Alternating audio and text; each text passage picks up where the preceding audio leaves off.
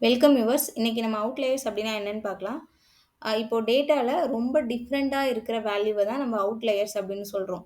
இப்போ டேட்டால ஒரே ரேஞ்ச்ல சில வேல்யூஸ் இருக்கு. பட் அதில ஒரு வேல்யூ மட்டும் ரொம்ப டிஃப்ரெண்ட்டா இருக்கு. அந்த ரேஞ்ச விட்டே வெளியில போயிடுது அப்படின்னா, அந்த பர்ட்டிகுலர் வேல்யூவ தான் நம்ம அவுட்லயர் அப்படின்னு சொல்றோம். ஓகேங்களா? ஸோ இது வந்து ஒரு ஜெனரல் பேட்டர்னையோ, ட்ரெண்டையோ ஃபாலோ பண்ணாது. ஓகேங்களா?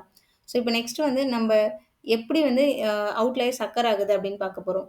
இப்போ நம்ம டேட்டா என்டர் பண்ணும்போது தப்பா எதனா மிஸ்டேக்கா என்டர் பண்றோம் அப்படின்னா, அதுவும் வந்து ஒரு ரீசன். அதுக்கப்புறம் டேட்டாலே சில எக்ஸ்ட்ரீம் கேஸ் ரியலாவே இருக்கு அப்படின்னா, அதுவும் ஒரு காரணம்.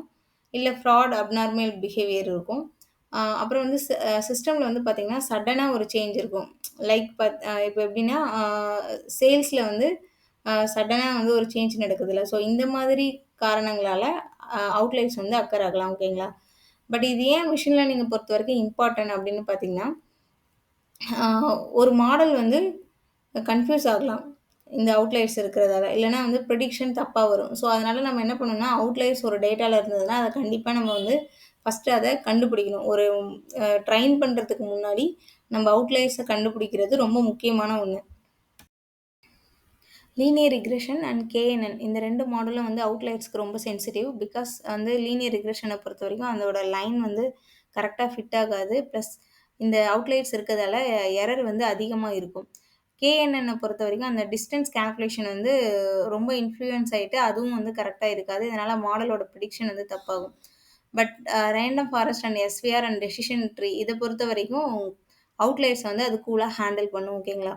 ஸோ நெக்ஸ்ட் வந்து ஆ இந்த அவுட்லயர்ஸ் வந்து டிடக்ஷன் வந்து எங்கெங்கலாம் யூஸ் ஆகுது அப்படின்னு பார்க்கலாம். ஃபினான்ஸ்ல யூஸ் ஆகுது, ஹெல்த் கேர்ல யூஸ் ஆகுது, manufacturing and commerce, cyber security. So இங்கலாம் வந்து இது யூஸ் ஆகுது. ஆ இதோட எக்ஸாம்பிள்ஸ் பார்த்தீங்கன்னா, இப்போ ஒரு கிளாஸ்ல இருக்க ஸ்டூடண்ட்ஸோட ஹைட் எடுத்துக்கிறோம். நெறைய பேர் வந்து 150லேருந்து 170 சென்டிமீட்டர் இருக்காங்க. பட் ஒரே ஒரு ஸ்டூடண்ட் மட்டும் 210 சென்டிமீட்டர் இருக்கான். ஸோ, இப்போ இந்த 150லேருந்து 170ன்றது இந்த டேட்டாவ பொறுத்தவரைக்கும் இது வந்து நார்மலா இருக்க ரேஞ்ச். பட் 210 சென்டிமீட்டர்ன்றது டிஃப்ரெண்ட்டா இருக்க ரேஞ்ச். ஸோ, இந்த டிஃப்ரெண்ட்டா இருக்க இந்த ஒரு ஸ்டூடண்ட்ட தான் நம்ம வந்து அவுட்லயர் அப்படின்னு சொல்லி சொல்றோம். நெக்ஸ்ட் வந்து பார்த்தீங்கன்னா, 95% சேலரி வந்து 30Kலேருந்து 60K தான் இருக்கு. பட் ஒரு பெர்சன் மட்டும் 5,00,000 ஏர்ன் பண்றாரு. அந்த 5,00,000ன்றது இங்க அவுட்லயர்.